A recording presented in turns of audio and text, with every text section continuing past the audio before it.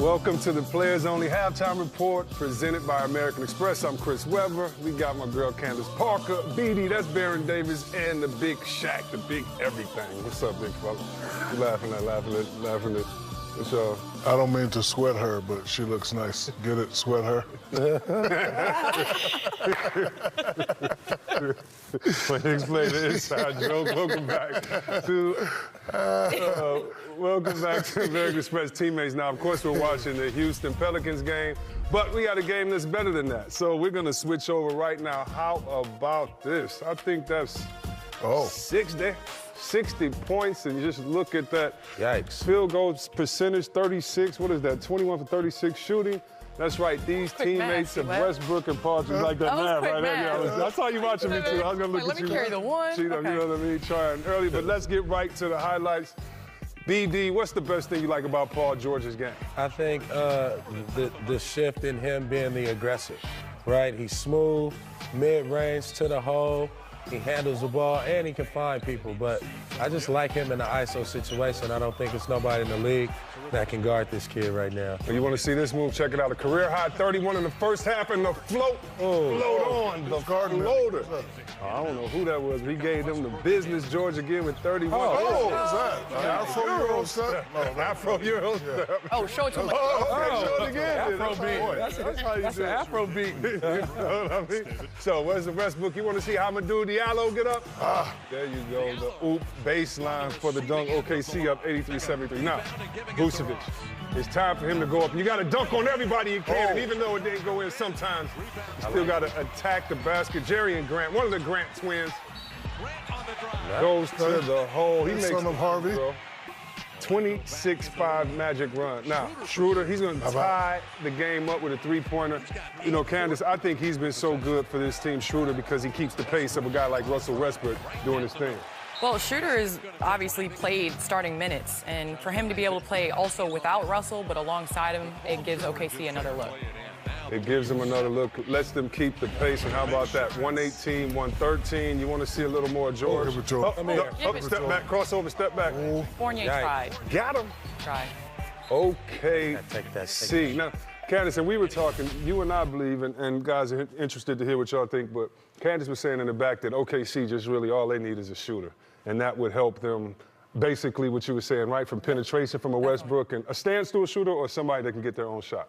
I think at this point, just a standstill shooter, and it'll open up the lane and it'll take some pressure off of Russell and obviously give him more space for him to drive, because he's doing really good going north and south this season. I agree with you, but they also need another guy that can score at all times, because, you know, it's nice to have a 1-2 punch, but what if one of those guys are not having a good game? You need that other guy that's an automatic scorer. Schroeder can be that guy every now and then, but he's kind of a wild card. I don't want him taking, you know, crazy shots trying to get 20.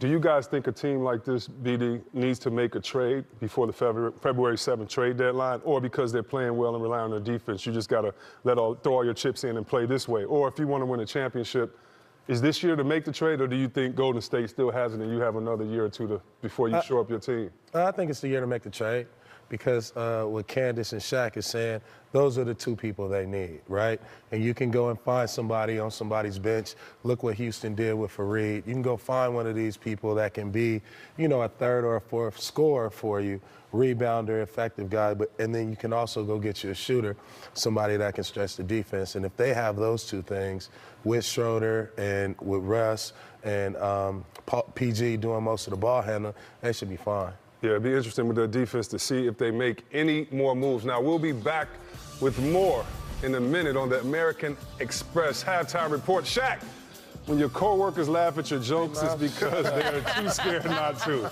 Sweater. You don't like my joke, Mouse?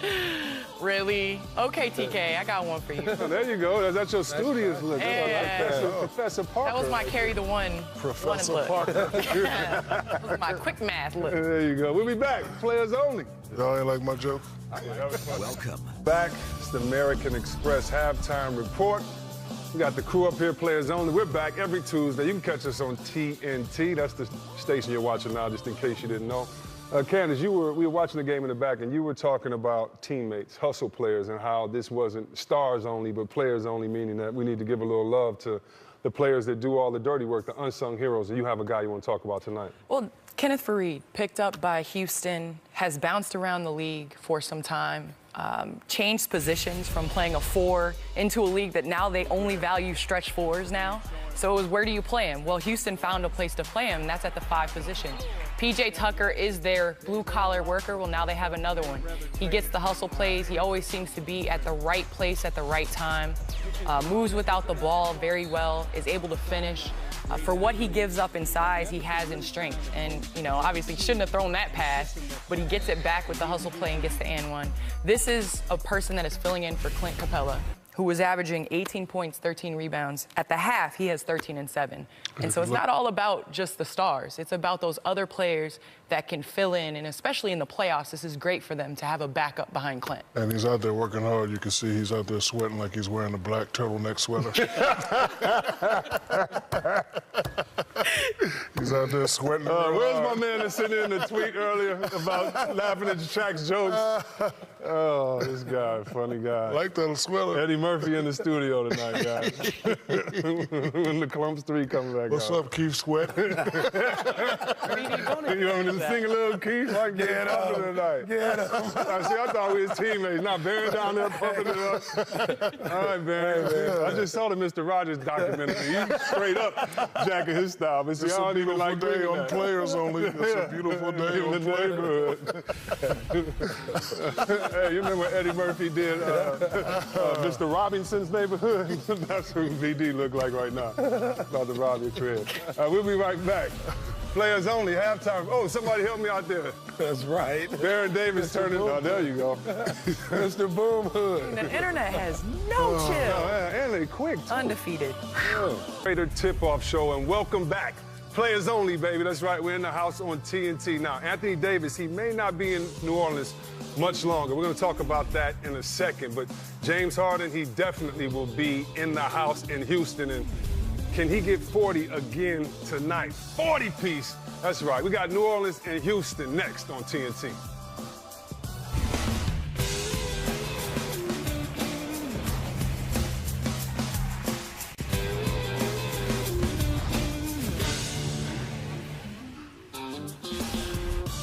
What's up, everybody? Welcome back, welcome back. That's right, players only. We're here. We got the same faces and some new additions, but if you don't know the man to my right, then you don't know basketball. That's right, that's the big Shaq, the big everything, cactus, nostril, all that stuff, you know.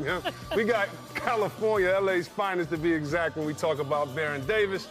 And we finally got some class up on the set. Thank you. You know what I mean? And some game. We have to get our girl. I wasn't talking about you, BD. No, I was saying thank you. I thought you were saying you were in class. Sure. Okay, we both in agreement that Yes. the great Candace Parker, we welcome you to the set. Thank you for being here with us. We appreciate you. And, you know, let's get right into it. Shaq, you know, your time in Orlando, you were a free agent, or you were coming up for free agency, and you didn't go back to Orlando. You understand sort of what Anthony Davis is going through, not that you asked to be traded. Can you give us a little insight on what you think he's going through, whether you think it was the right move for him to ask to leave, and what do you think he'll go through if he doesn't have the trade for the rest of the season? Well, we all know basketball, and we all know the people that surround him. He had an agent.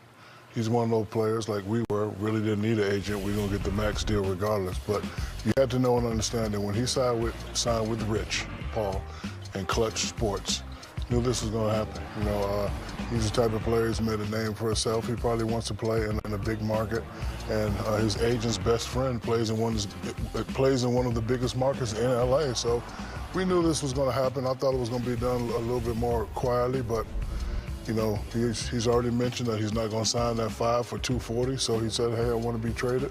So now the ball's in the court of the New Orleans Pelicans. Yeah, you can see what we'll see what happens. You can see what he's done here, Shaq. 7 years in the league. This year, he's number 2 in scoring. He's top at blocks, and kind of see just his list. And you and I were talking, Candace, before the game, and you had a little different perspective as far as we were just talking about players and asking out. What do you feel of the situation with AD? Well, I'm all for him saying that he's not going to re-sign with the Pelicans. That's being upfront and being honest. But where it's kind of gray area is asking to be traded in the middle of the season, you know, a week or so before the trade deadline. And I just think from a teammate's perspective, you heard Drew Holiday say, I came here 90%. for 90% Yeah. for Anthony Davis. And so just to kind of give that vibe in the middle of the season as a leader of a franchise, that's a tough situation. And BD, if I'm, of course I understand Anthony Davis, but if I'm New Orleans, I'm like, we all about to lose. I ain't trading nobody. I'm gonna wait to get what I want. What do you think? How do you think the situation gonna play out? What do you see with the situation? I think New Orleans needs to think about New Orleans and start to think about their future, right? You know, here you have a guy who, he ain't coming back. You know, let's face the facts, he's not coming back. You don't have enough with him to keep building, so you should blow it up, get the best offer out there, get some draft picks. The Lakers have great players and talent.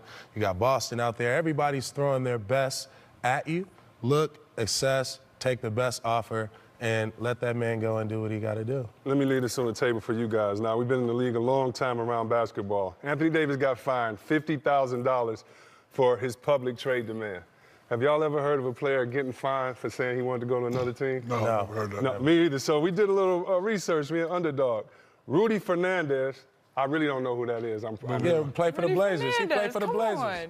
He played for the Blazers. Blazers. I got to still play? I see a picture. Huh? Does he still play? I mean, it depends on what he say. No, he got fined. And then the other was our boy Nate Robinson. Nate, I just called you. Big Pick up Nate. the What's up, phone. Big Nate? I was about to ask Nate why he Nate. got fined. Now, you're telling me, out of all that we've heard, that these are the two names that got fined, y'all? Tampering. I think the reason why he got fined is the whole, like, you know, he's a superstar in the league.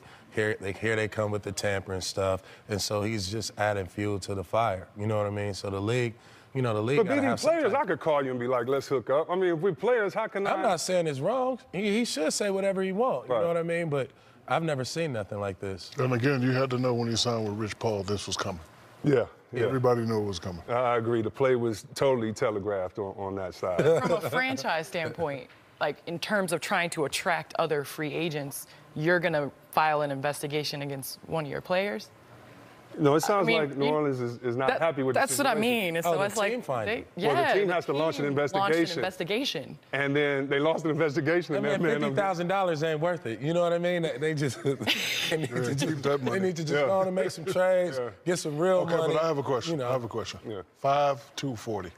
You can't get that nowhere else. Oof. Would you want to go and play somewhere else, or do you want to take that? See what? What did I stayed you in say? Sacramento for much less. I definitely 5 for 240. I'm staying. But the thing staying. is, too, Shaq, the basketball teams, the shoe companies are paying you more than ever now. And so it seems like a lot of players are using that to rely on the fact they can make that up.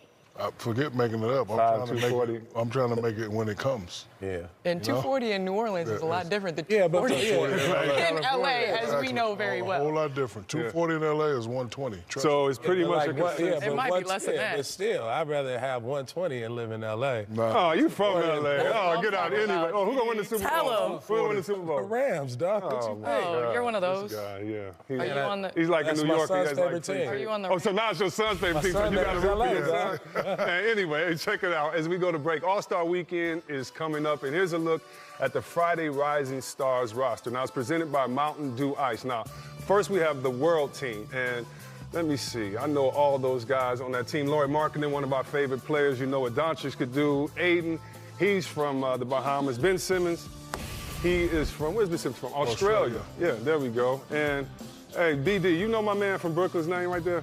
Yeah, his name is Rudolph Kukrutz. Yeah, I had to ask because I didn't know. It's Rodot. Correct. Dang, you know how to spelled it? I can't even say it. Anyway, let me go to the next one. I can't even read that's it. my I squad spelled it right out there. myself. The USA, you got De'Aaron Fox. Who you like seeing on this roster, All of them. De'Aaron Fox, Tatum, Kuz, Trae Young. I'm going to go with my guy, Donovan De'Aaron Fox. Too fast for everybody else. Man. I'm gonna go with Jason Tatum. Okay. I got my young boy Bagley. Wow, we smoking. How about the Kings and the Brooklyn Nets have two players for each team, and the Lakers, when you look at Kuzma and Alonzo Ball. We're going to love checking out that game. What's up, Jaren Jackson? I played with your pops. He was a hog. Don't you be a hog like him. We'll be back. No, I'm just messing. What's up, Jaren? We'll be back with more Players Only in a minute.